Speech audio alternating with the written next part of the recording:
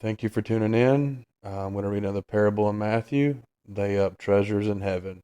I'm going to read the scriptures first, and then I'll just give you my thoughts. What it's all about in context. Do not lay up for yourself treasures on earth, where moth and rust destroy, and where thieves break in and steal. But lay up for yourself treasures in heaven, where neither moth nor rust destroys, and where thieves do not break in and steal. For where your treasure is, there your heart will be also. The eye is a lamp of the body. So if your eye is healthy, your whole body will be full of light. But if your eye is bad, your whole body will be full of darkness.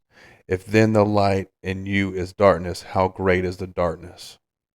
No one can serve two masters, for either he will hate the one and love the other, or he will be devoted to the one and despise the other. You cannot serve God and money. Okay, a quick overview. I'll say this. Heavenly rewards or treasures, crowns. You will get crowns. I need to go over that. I will probably in the next one. So again, lamps and scriptures. Okay, so you have the 10 virgins. They have lamps, right? Anybody can look up what the lamps are biblically. But another one in Proverbs 6:23, for the commandment is a lamp, and the teaching is light, and reproofs for discipline are the way of life. Okay? That's just a few scriptures. But anyway, so when you follow Christ, everything now should be against the world. That's why it says, put everything that you have for your treasure in heaven. Stop worrying about material items here on earth, where if you like clothes, guess what? The moth will destroy that. If you like cars or something for outside, rust will destroy it. Or if you're in your house and you're like, my computer, TV, I can't live without my Xbox or PlayStation or whatever else, a thief gonna break in and steal it. Stop. Yeah, I know you need some of those things, but make sure you're building up your treasures in heaven. Those things are earned by doing things here, but you're not going to have those here. You're not going to see that until later. So for where your treasure is, there your heart will be. So if you're into material items and material things, and you think your status is by what shoes on your feet, what pants you wear, what shirt you wear, you know, Christ don't care for that. He walked around in a sandals and a robe. I mean, that's what we see, but I mean, that's what they wear, right? So, uh, could have been barefooted. It didn't matter to him. Even as his followers wore the same thing. Um, where's your heart? Because if your heart is sunk into material items, you have. I mean, really, your heart is to those material items. That's all they care about. You see it all the time on social media. Parents running over their gaming console, and he's flipping out, wah wah wah wah, because you need to grow up and get out there and do something. You got to get out there and do something. Okay, the eye is the lamp of the body. So if your eye is healthy, your whole body will be full of light.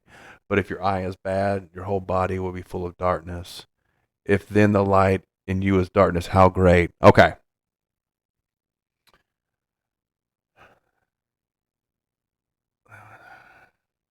So this will go back to the other scriptures, right? The tree and its fruit. If you got bad soil and just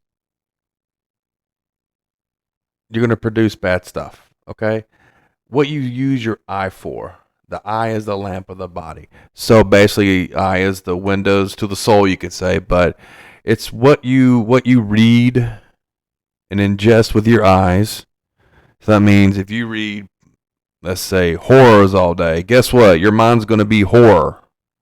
If you read about sexual immorality, guess what? Your mind's going to be sexual immorality. If you read the scriptures, your mind's going to be set on that. If your eye is healthy, your whole body will be full of light. If your eye is bad, it will be full of darkness.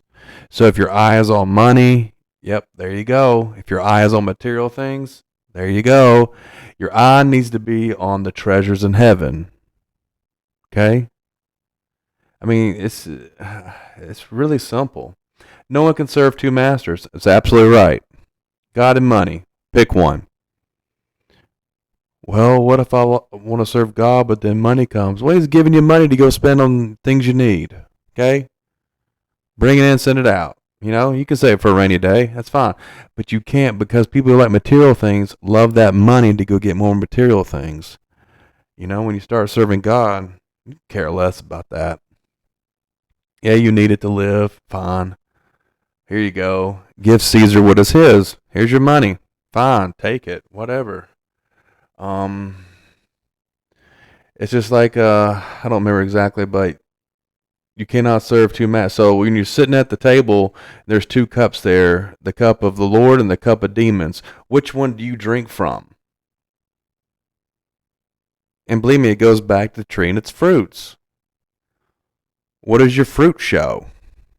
What does your fruit show? I mean, you can say, let's just say, for example, you can say all these things, going, yeah, I'm a Christian, blah, blah, blah, all this stuff, but look what you're wearing. $300 shoes, $200 pair of pants, $60. I'm just making up numbers. I'm like, I don't know if you do. You know, some people might walk around in just basic clothes. You know, look at what they wear. Are they going out there spending tons of money on their fashion? And then they go to church. I'm like, wait a minute. Frankly, I mean, if I had a church, just wear what you get up, put on something, and come to church. You ain't got to come all fancy. Who cares? I don't care. Put on something. Just put some clothes on. Let's go. Um,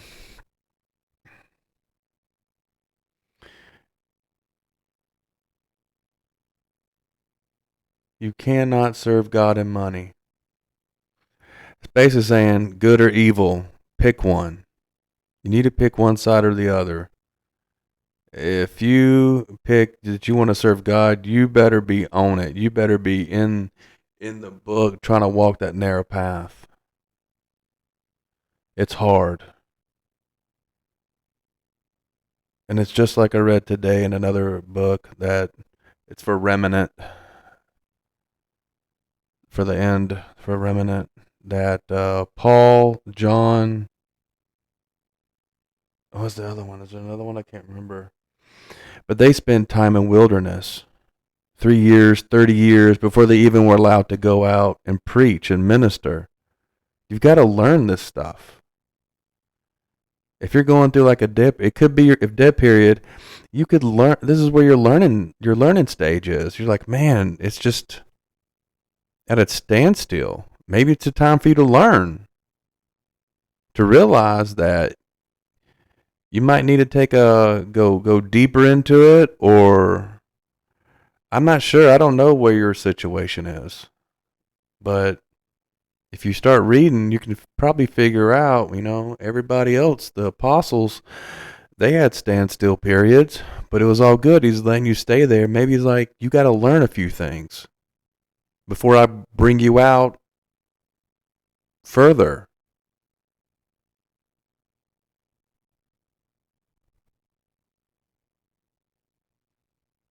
You just can't serve God and money. Can't do it. Again, if your church preaches on and wants money, money, money, hey, you might need to step away. I'd rather expect a church that doesn't even ask for tithes or doesn't ask for any of that stuff. Just let you do it when the Holy Spirit says, hey, you might want to do this. All right? I'm just,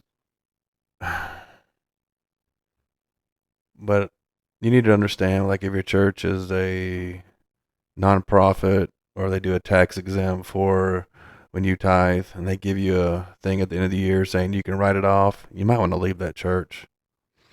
Can't serve God and money. Go back to Cain and read about Cain. His sacrifice wasn't good enough. He wanted a little bit back, just like when you give money to the church. You're expecting a little bit back at the end of the year. Okay?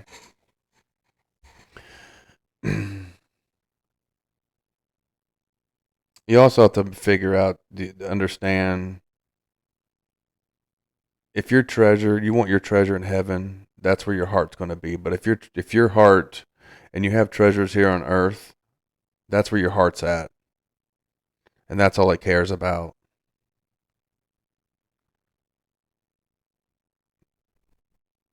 Were you able to sit there and have everything ripped away from you and go, okay, where do I go from now? Are you going to break down and just go, all my material items? Yeah, I know beginning it might be hard, but you have to understand he's saying trust in your Father who is in heaven to help you. Trust on him, lean on him. When things get hard, lean harder. Treasures in heaven. Are you a citizen of the world? Or let's say citizen of the United States, or are you a citizen in heaven? You need to figure out where you're standing. Where do you stand? Do you stand with the world or do you stand with Christ? I think you should ask yourself, like, if persecution really, really came to you, what are you going to do? Just kind of use your imagination. If someone says, "Hey, serious persecution," what are you going to do? Have you read enough to accept it, or are you just going by and doing what the world says? Because the world treasures are not the treasures in heaven. You need treasures in heaven.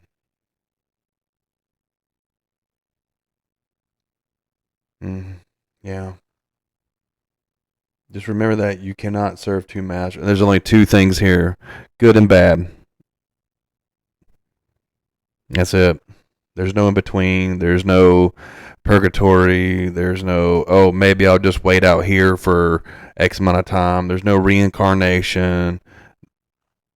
Hey, maybe in your faith there is, but I ain't never heard nobody say, well, my former life I was a something. But